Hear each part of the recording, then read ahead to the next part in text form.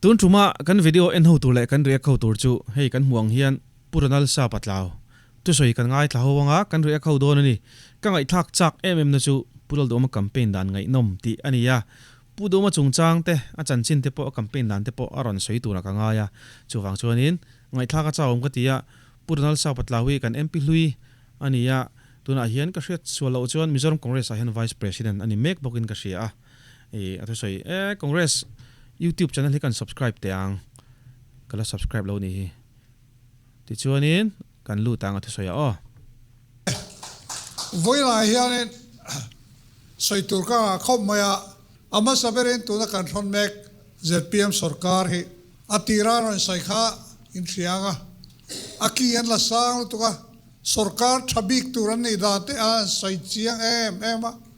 lal du ma ngai point i soi fol me amengin YouTube pa hian sai la om reng maya kan that big dollar so denge kan sarkar na tur sanom te tia dinga chu tiang chu nia ten party bill involve tur kan ni ti te kha an soi na ania me pui sarkar kan ni don antia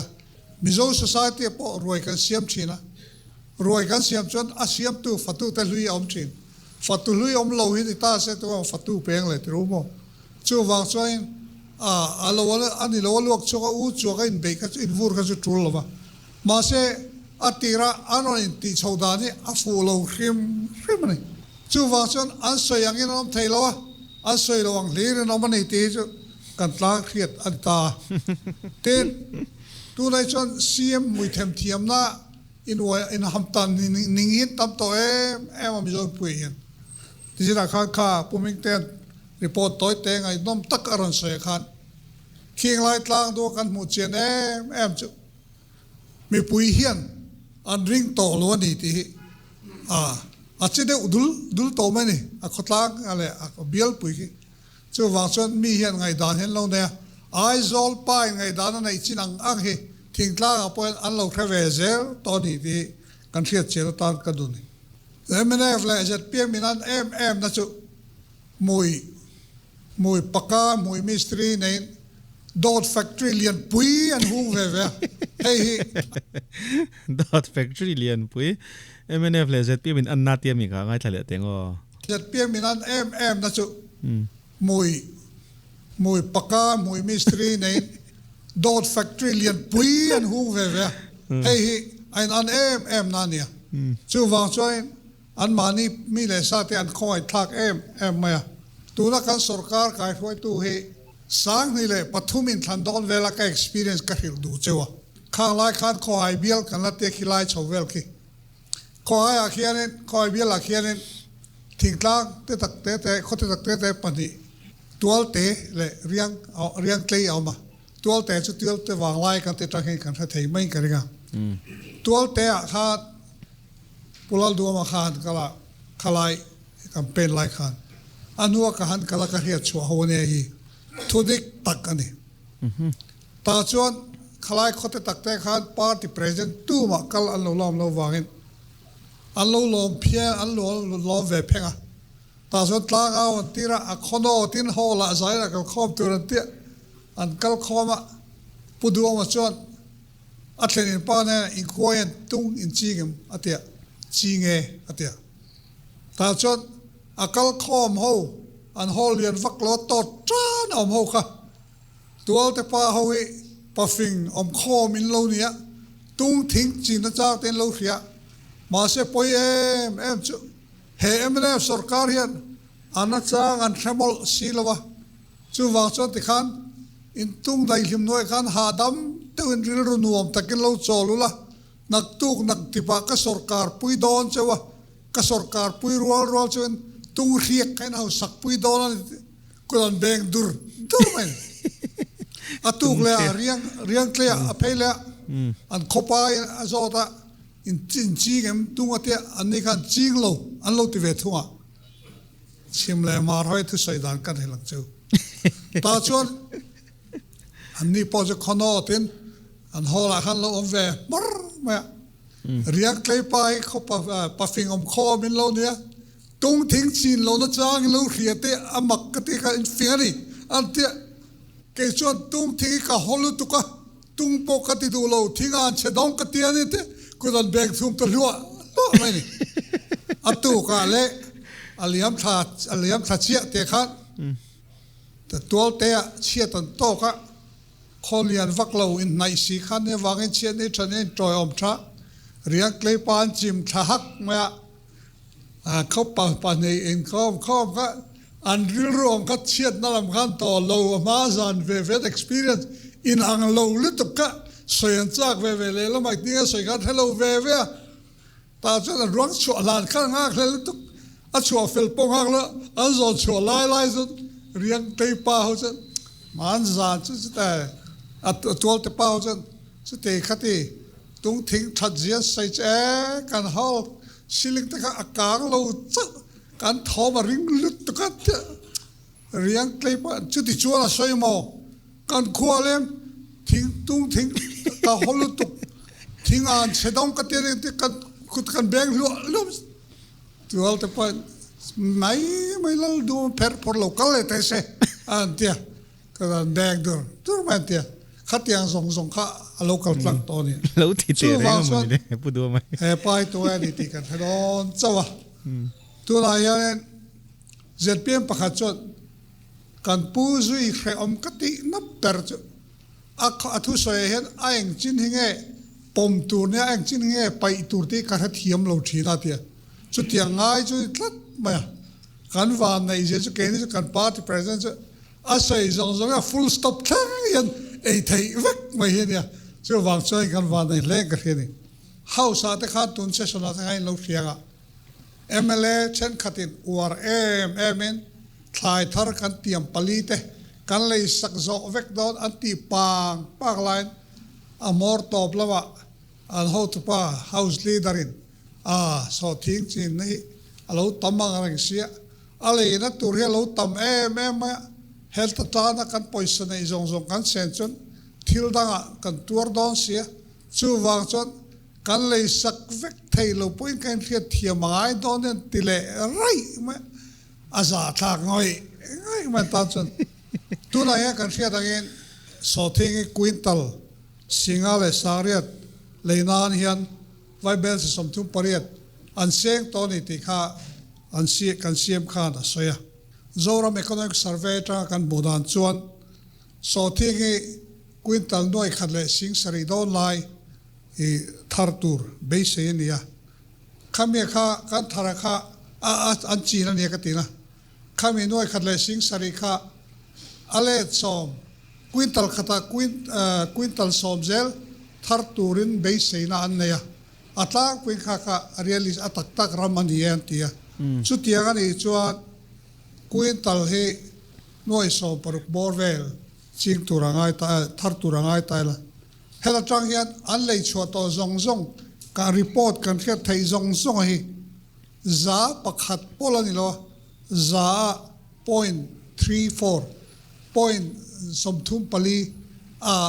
pakhat chan ve pol tling phalotina ni chu tiang chu an lei to zong ania ma se tu na hian an cho to po he khorang kha hian atling khom nga ten tu na tin la cho lo hian min châu to ro ti twa me ti pa ho chon chu te khop che so thi hian har san lian pui min khen do te chianga tu na ya an lei zo tura ma mo za ti chek vai bel se sa khatle som sari borvel ania an poi sabat zong he vai bel se so pathum le noi som ko pa ko borvel ania chu wa chon khatiang zat batel tul tan chon a so thing zong rot leita a thei don lo re tu na yan ni china kan report pe tu la seng de khan thing tlang hun tin re a hian so thing ching tu be se na sang em lo nei man to te kha an be se na niam chan to be don na khovela be don na khura an lut vel mekan tu na hian ZPM sarkari ani ina taka chon so thing mang khong an ok char ani ti riatan atiran sarkar na ber khania abedon na ber siam tu kha ani le dona tin khoya ge vela hian atira man soi moi alai na tur budget kan DI chida to tia house leader ngai na asoi falte ten red sa in kan thokanga chuti ka tia ti te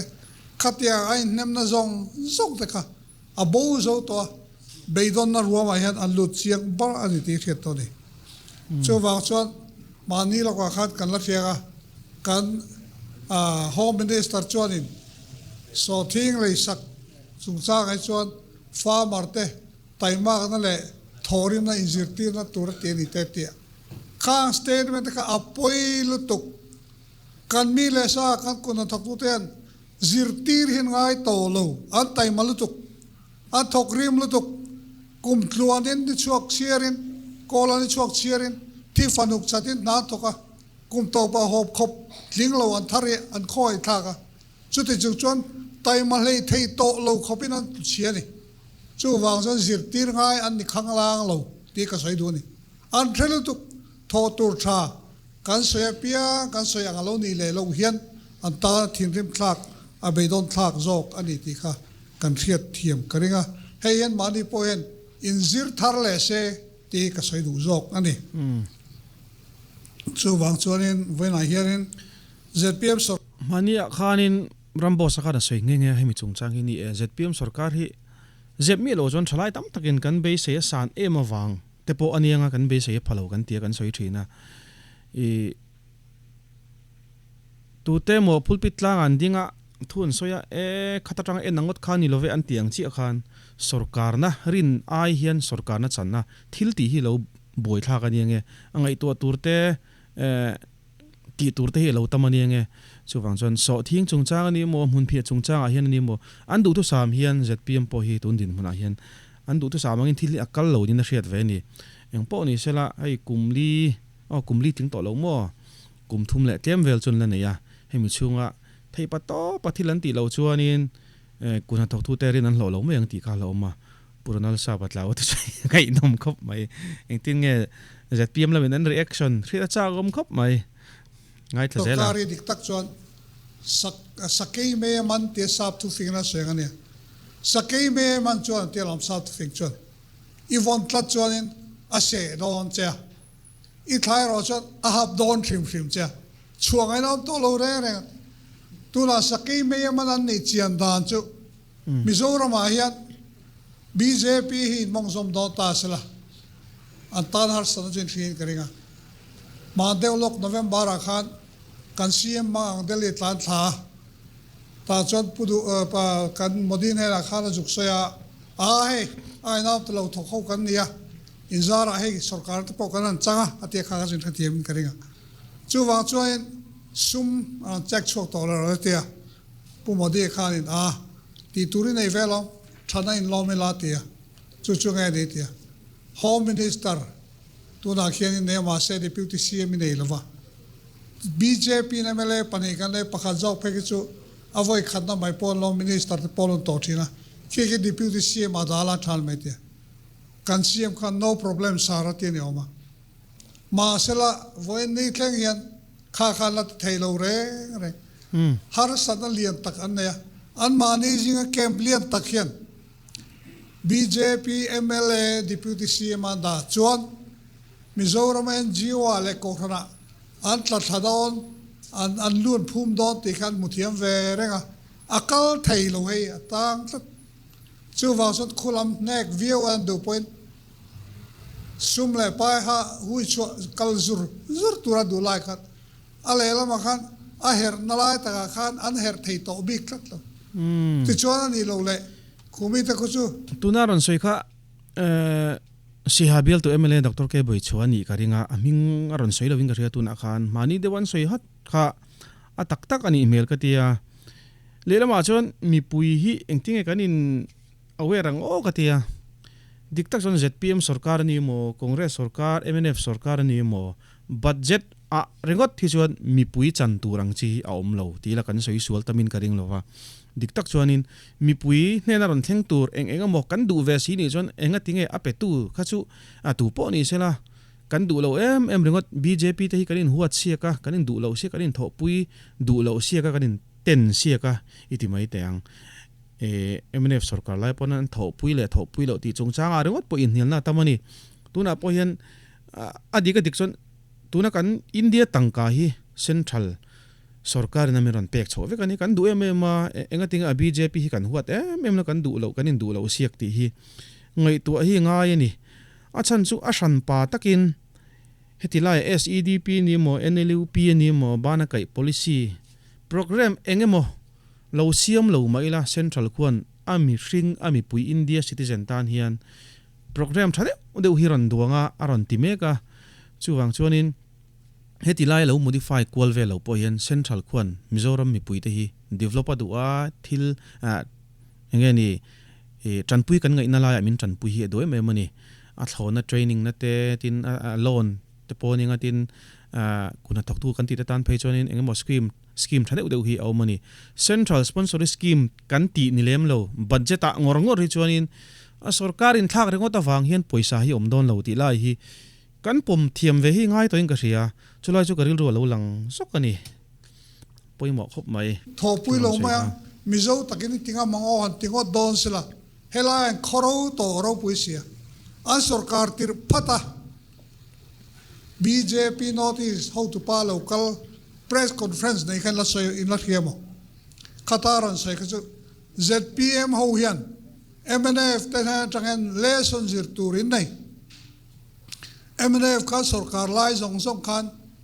block hold in beya an beya chumiam je chu liking or dumar senin no anik che ang chu delian lokala MNF ho ka kapu in thabere kan thopui cheu ni ya chu ti khati minon faka Mizoram lo chawa BJP Christian ti du da tu minority rabbet tu aron tilesia khatia ka an chet thailo kha an tang chat mai lom khami khain du ve ni ngot lo chuan in vole vot lo lum lo kan na mi ron fak der khang lang lovin Mizoram mi soi chire chan ti ve su fu lo an lo ti sa vek mi pui ma chu tak solom ni china ka soi po kha tuna athil soi kha adik lo chu eng po ni sta sela mi pui zo ka hian BJP kan mu ni anthil ti le Christian ti du da lo chu eng po ni sela khalam kha soi ka tum lova mi puina kan mu da nina zirmi lo awangin kan politician leader te hian BJP tho pui ni kha mi pui nga ya andu lo ni na langa khutila ya sumpo chuan du na loma BJP central sarkar mi awangin zubiak chete mo tho pui du lo anga zulana kha thil ti chi kha ni na lang lo tani chu wang chon headline tak chu eng tia ti chi nge ti lai hi mi pui thiam lo ani na lai te po hi aum ve thei mai thei ni ka tia ni ani lo chuan Mizoram chu sumawang don an lo ti kha thil theng thei ani ve thei reng mai ni ma lo soi ve kan kha press conference chu wang chon tu na po yan kan play view don man tia an play thei lo re an mani zo khian an trevek to an fing lu to chu vai chon an fing tu ni mang hian thil akal ngot lo ani ti kha khalai khan chiang kan bol lo chu wang chon chief minister ta na pu do ma he alo tang le alo tingi ke chu mi mal tak point lo mom ka ti pui na chin hioma pakhata chon kum som thun pakwa te meu mai ama tong kam takin politics va vai na khobela alo va vai to ka tong ring lu to kam tuar lo mo deo ka te kum som thun pakwa te meu politics va vai na khobela lo va vai to heta lodlina ne cho lo puyom ka ti ve rim tina dot le apoi mo zok taka chuan helaya hian ama hi ka thaber tin om ve reng sia khati la khan voi khatal ani na tak khian na tur chans kan dai lo chuan ani kha kan lo ti chin ve lo kha apoi khom mai ti te kan lo om the ni tu la cho kan ti chin ta mi pui ma ain phowa tunga ni pulal do ma hi ni tunga chol mun pa hi ni tak kan thata ni kan the chho zel don boka chu wang chon tu na hi chon adik tak chon ain pek na hi kan tluk lo wala ne ka china mit tuite po ahuna ti tla thei mai helai ka so ka film khuranga ke po pumingte sual take o pusap le pek na hi kan tluk lo wala ne ka china mit tuite po ahuna titla thei mai te ne helai ka so ka film khuranga ke po pumingte khilaya khop khata khani katum lo de ma ka thu sei ka nu ko ve tat ma chu chu kan block ruai tu te thing tlang hun rang mi te ro pui tak tak in pezo tak tak mani ai mi dang te ngai poi mo ma sa chung chang ka soi chona khan khatiang thil thalam ka promote tum ve na kha sakordaya kan block president lun em chin pudina kan tia ani kha ma deu kha ka han kala alo la dama kan lim khom me ain khalangai kum som kan sokanu po angai reng khalalo ni me amak katia ma kha zot ngam lova anu khan thian ta kha sot ta pudina te chu tianga ding chuak loi le han hau sa thu chi ni le ne an tianga tinga ka na local re gi solai veng sakpa khan amamo veng thang pa khan la pelo chumi khameti midang he pezel mi thatak tak party ta na rin om tak tak he ali si nei teuma ama ta na luan chho thlen chu ala la khopang antia chu tiang khopang mi nga mi tlom ngai mi tha kha ma deu lok kha na thita anu ka vakal le chon avanu yom ve chu tiang mi chu lom kan mo ramin kan tu ko la anu pui fanau te kha kanina khati mai te khana siti khana kalsala khale chen party tan thei thi fanuk changna thok ve kha ka soya kalunga cheta chu wang chuanin politician mit tui tlan te soi chengot te ka di big lo ka ti lai chu wang sa khala ka film khuranga khop do na amaro chu ni patling meu mit tui tlak to chon ke chu tu ma hi an ti dering ka ring lova a chan chu mi ma mit tui han tlak te chu mol phona chikha thi ni ve a chu wang chonin an mol pho pui han dang zo lo mit tui an dang zo lo ni chuan an ti der lovang an ti tak tak ang ti hi kai po ka pom dan ani ka tuna pakhan pusa pakha ran far fe pin ka ria shruk ngai khapin mo mani hianin thil tam tak kan paya chuan MNF lam la hi soi lo lu man ya chumi ka soi ma kan soi le chu ZPM ina phure ema party ten ina neutral tam berina tak tak amon tia te kan congress party a enge ni beidong to phur to lo tam takina party va in petele pelote poila khatiang tang tro mina mau ruang e montia allo zona kha anan en chia an sep lao en chia big tai tu kilo ni reng mai ti voine chiang talu to kani chu wang chuanin voine yan alo lal ve alo om katia tunga ni tak takhi mau ruang e montia an zona kha big tai tu kilo ni kuk mai sia kha wa kan achiang ani ti kha kan sei duwa MNF yan dot an soi tom na wang hian an tla ni ti chianga an soi tam tak soi non pongai tolwa kong chong siam ti te azol lever ti te noi thum sem chung kotina ti te tai pok por na no tu ban soi ni kha ma se khang zong sok kha le adang te po ti lo vek ani to chu wang chuanin Trump khat opposition ni nuwa lo le chu har takani ti an mani hen chiang reng me ke ni po Trump ni kan opposition kha nga ya mala khan Trump ni opposition nu khan kan lo let le chu tiang chon MNF ho hi tu Trump khat nu hian in than le tu re chon chan chen la nei lo reng ti chu hiat mai tru mo chu an pute ber hian an tlatir kha ka chol do ne ti ve ro ka chol kha lo tu mo zong lo wa party mo pui mar de nan mai khan khatil kha lo se tu nai chon ain da lut le to chu ba ka ain kul nget lut tuk to tu na yan in kul nget to takan amaro chu tuna hian an mang an ruk em na chu abul na hian ke hi ni la ka thazok mole ti pathum palivel ain tlar pa ta amara chu khang kha asiran om thap mai sia tuna hi chuan an mani housing hian kalula an ti mak deuh ni kan pu te la risel reu phian mai lenga la te a then person sitan pola hit puzarom tanga mel mitla lang lo thei lo ga di kha ngro ti de te an mani housing hian kalula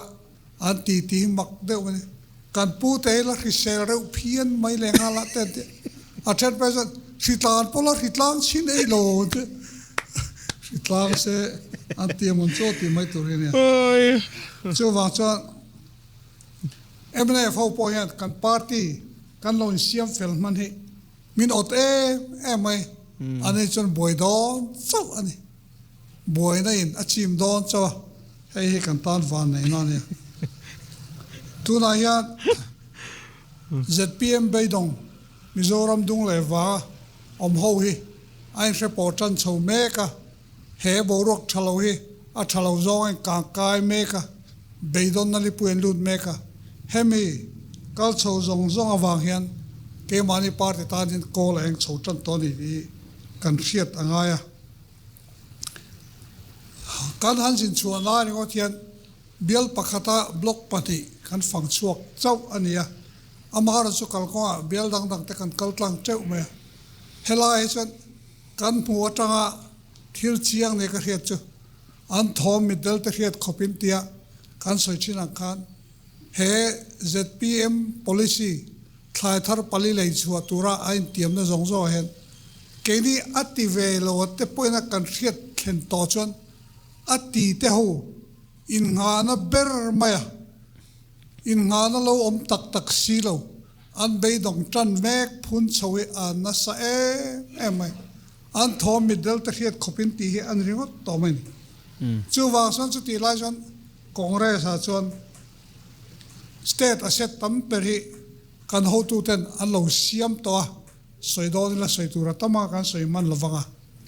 kha asset kan siam to te zong kha pathian le puizar kan sarkar le huna chon khami pialama khan thingtla kun thok tu te choi ka ne kan step lian ma saber poimo ma saber ali do na ni ti kha man special assembly kan ne khan kan party president khan apuang to NLP chang tlung zo karon khor chuak le do ne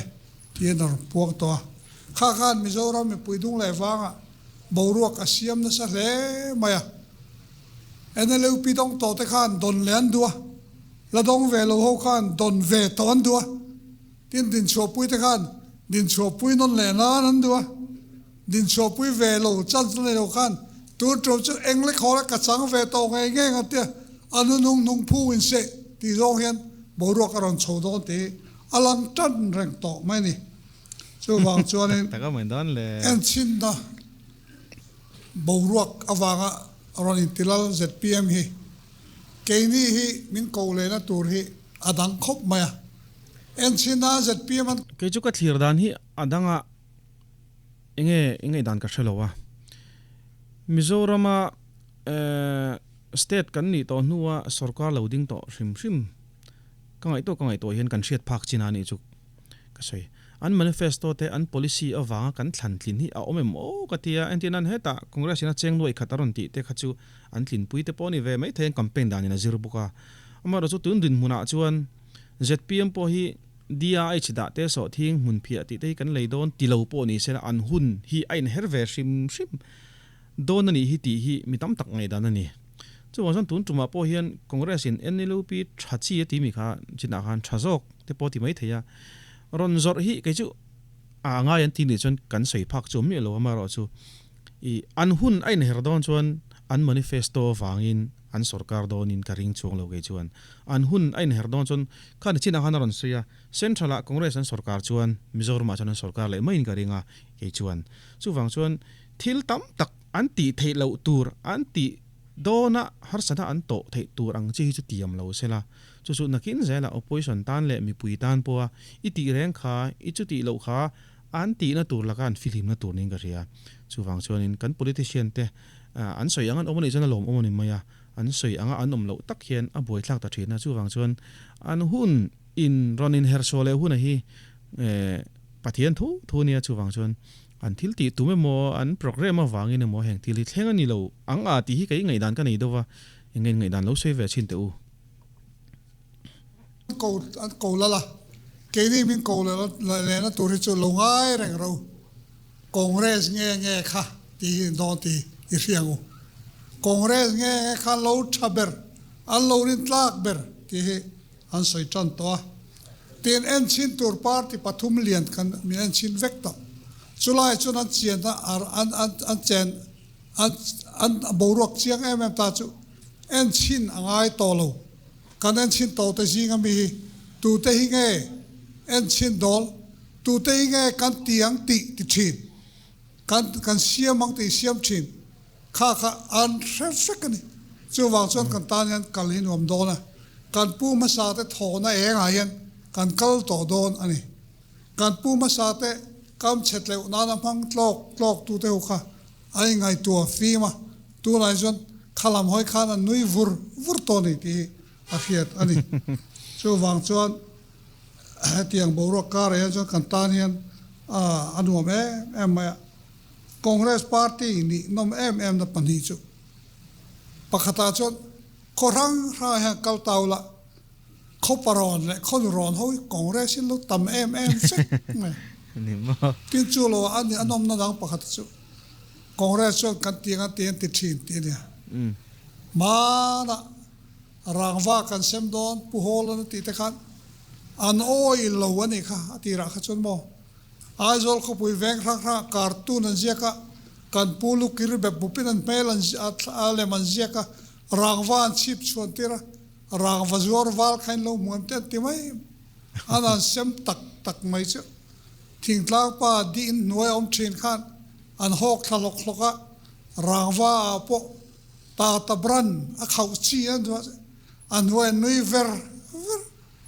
kha tha tol country chu ti khangai tlat ani tha tin NLP sem soi che tu ho re ra nge za som ko pa ko point ko ho hi NLP be sei ve lo ne mo ve lo tu ran ne chu wa son soi che thiên mo lo wa a lut to ta na lut ji hi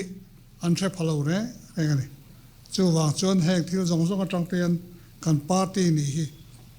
alom anuam em ne ZPM sarkar thabi tin ti thin ho hi anan tia anni na tak chu tai tanik long lian khovela long thaber tu eng le khole pil thei reng lo tura engineer and design kha captain an khala tui fin ria dum ku chuwa an khala eng ma ti chetu tu rom thei don lo tir kha wa khan in confil tu kana khala amalo ka vur tlang lian vak lo lor chuak awma anuaya khan lian pui mai lang thei lon tu ai phum ti a hello chu wa son avasuluya a chetarup mai khatia khan ZPM tai tanik long lian tu a ke meka an long lian atanga zon chuana chang khre hian ron zong chuak ton mekin zona turan zong ni ti khreila ke mani hian kan puan in te zawila kan kongka te hong zawila mi alo lu tur he aron se mur tan ani ti feila kan ho tu den tem lai do tang khan ro man ron siam to kha ting tla so lo re khop maya horun pui ti he an unita te an block ate an group ate tu mong ngi ho khan lo ria ma an lo la tana tu na yanin an mani ho he an lime em thil nging an mutala chu wang son lema zong a ma khoi ho kan lom lu te khorang ra an lam ta heng ho nung zui tu roi an liana tamani ti kan ria chu wang son zo khuwa kan ho tu te an bulam hinuam an nui ver men om mai tlo cho po nu tu lai chu a zola om mai po khe om ka ti toy ka te zina tur program in siam teu ka te kan ho tu te bula po yan ai ti lai po kan pe reng mai ni chu tiang chu kan bo ruak an ta ni chu wang chuan Mizoram hian mui them thiam pani mui a political pani lotling kan muto kan du tok khopin karia chu wang son atak tak ram min khan pui tu ten atak tak thil chau min soi pui tu present foi tu kan dai ti kan loma kan tha mo kan ani kai thoi nan hoya ti min lung rual em kan oma nang ni ho iron thlop chona zara ma kan son chho dual mek ani hei he pu nu em ani chu wang chon wen ne hian papa kha chon khala chi pol zor tu mui them thiam sim khain moam asoi le tur poka dot bokan yeron tiate chu tiang chon ngai dan hian nei khau to lu tu kami pui hian athil soi le tur po dot bok tiang rak zawan lo chan to a boi thak ve to khopang chu wang chon ke ni chon kan thora te po kan seng chho do na kan pu te malak to nei a chen chu ati ra hiat chwa thei mai ati ra seng thei mai te pom ma se thil chen khatar chu ati ra seng thei mai lo hun rei tak ngai te pom chu tiang te po chu aron har chok tual ani chu wang chon ZPM mo chu a ko tlang e team hin ni ringot maya hun rei tak a ko tlang anama football final ni a ko tlang e team in ti thiam em Pedro avache tiang chi an awa othum puin oi om deu den aw du ta emon ten oya zui fut ma se ko tlang ai team voi khat man champion ngai lo tu na pa khel ve chin chu ne an champion don lo an ma ba ke thim lo tuk ti i riat pui vek te ngu voi ne hian tun ma zong ai Mizoram hian drug state tuarta man ni loka an man on te an man non te ka arab thak em sarkar chaklo hi chu hang ho point em kan home minister helama mo purtu bertur point a sarkar do tap wa khan hang so thing purtu teu aruka a purtu te reilo te kar ti chuin kan ti re man tingot peka a poi khop mai voine cha rem lo mai ba ka na me lo na lor chho zel ni ki kan the the yo me chu wang chuan ke mani hian heng roi lo zwa ta em te opposition a kanama ekma kan ti ve thei lo kan ti mai te ma se ani lo hei cha tharang u kan unit te kan block te ho zong hen kan om na thewa hei kan do ziale a lo om ziai soi tamila ten ado tu NGO zong thlop tur hian thei top in kan om na thewa mai tum tok van je matin mala turin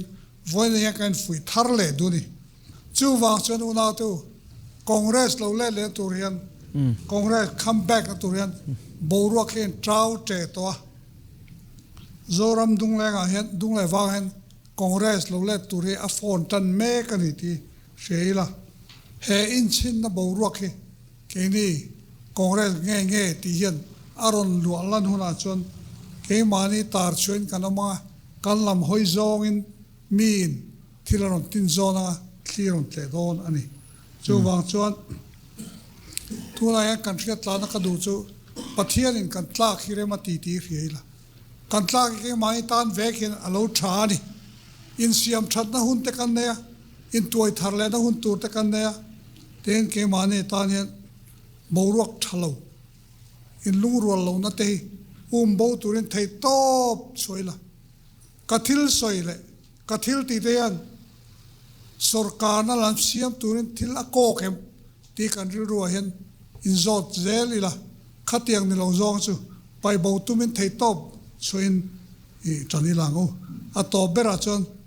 sarkar siam turin rinom na te taimak te in pumpeng na te lungrual na ten in thuam tlatangu kalome angai nom khop mai a video khi dar kar chan ve chuang ania atira han minute som panga vel bor ka re kan ka te ma se ka soi chung lowa dar kar som dar kar chan ve vel ka re kan ka ti a minute som panga vel bor ka re kan ka ti amaro chu angai nom lu to ka a thlonin kan en zo ta thang ani ka engpon ni se angai noma karil ru lo lang chu kumsan hi le som ni pariat ani mo general election MLA kumsan ni le som ni pariat ta chuan angai nom dor ani Mizoramina in than pui kan ma chon to a chanchin ngai nom ber tur ani doni pathian zara kan dam thlenga ni chon kumsani somni pareta ZPM MNF le Congress a pui viau tura ke chon ka ngai ni engpo ni che purulal Sapa tlaw de soi ngai nom khop mai du tok patang